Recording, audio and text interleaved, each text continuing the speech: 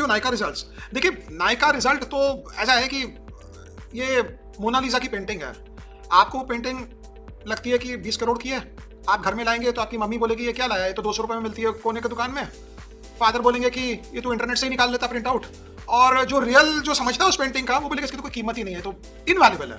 तो ये मोनालिसा की पेंटिंग जो 500 की पी पर है, पहली बात है किसी पे कोई डिसरिस्पेक्ट नहीं है, हम स्टॉक मार्केट एंगल से बोल रहे हैं। ये 400-500 का पी 9 करोड़ कमाती है कंपनी प्रॉफिट में क्वार्टर का।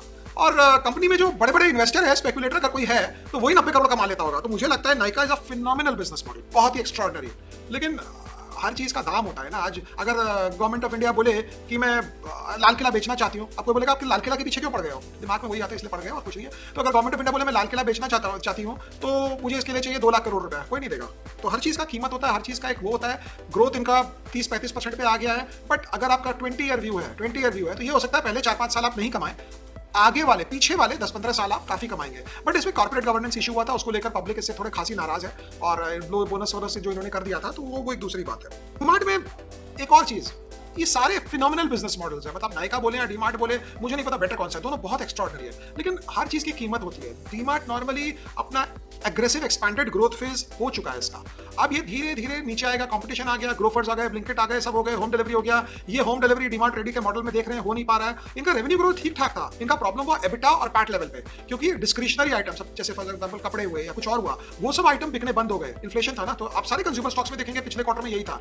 तो क्या एक बार कपड़े बिकने बंद हो गए तो लोग कपड़े नहीं खरीदेंगे क्या 5 साल तक? ऐसा नहीं है, वापस आएगी, रिकवरी आएगी। लेकिन उस समय फिर आपको देखना होगा क्या। बट अभी भी 80-85 के पी पे अगर आप डीमार्ट लेंगे तो आपको इससे ज्यादा कोई कमाई होना नहीं है इससे, मतलब कोई एक्स्ट्राऑर्डिनरी मुझे नहीं लगता है कि बहुत बड़ा अपसाइड है फंडामेंटली। बाकी तो ठीक है, स्टॉक चलता है नहीं चलता, बट हाँ स्टॉक ठहरा हुआ है, रुका हुआ है, इसमें कोई हलचल नहीं है। लेकिन कई बार क्या होता है स्टॉक्स आपको काफी लंबा समय निकाल देते हैं एक भाव से लटक के। भरत हेगड़े पूछ रहे हैं सर, अगर जो आपका 40x इंक्रीज हुआ था पैंटालून में, please explain what was the P ratio before and after the rise. देखो भाई 40x में 6 या 7 के पी पे मैंने स्टॉक खरीदा था, इतनी बुद्धि नहीं थी कि पी एक्सपेंशन होती है उस समय, बस 6 का पी था।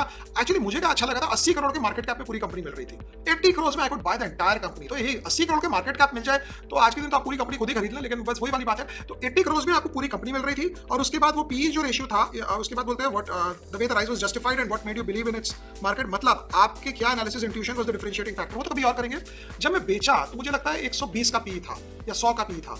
तो ब्रॉडली अगर आप देखेंगे कि 80 से अगर 100 16 गुना और मुझे मिला कितना 40 गुना, मतलब 2.5 गुना ही ईपीएस बढ़ा क्या? हाँ ईपीएस उतनी बढ़ी नहीं जितना मुझे याद पड़ता है, 15-20 साल पुरानी बात है, बट नंबर कुछ मुझे याद है। बिकॉज बहुत इक्विटी डाइल्यूट करता था। अब हम देखेंगे कि जो कंपनी अपने आप से ज्यादा बढ़ती है वो इक्विटी क्यों डाइल्यूट करती है, but too much of equity dilution, इसीलिए ईपीएस नहीं बढ़ा, पी बढ़ गया बिकॉज ओवरऑल मार्केट में बहुत तेजी थी। What's the future of Kotak bank? Oh Kotak bank तो घर की ज्वेलरी की तरह है, रहने दीजिए। हर साल थोड़ी वैल्यू करते हैं कि ये मैंने जो ये कंगन खरीदे थे हीरे के सोने के, इसका क्या दाम हो गया 6 महीने बाद। 2 साल तक दाम नहीं बढ़ता है, लेकिन 10-15 साल में आप सेफ्टी में हैं, आप बहुत कंजर्वेटिव हैं।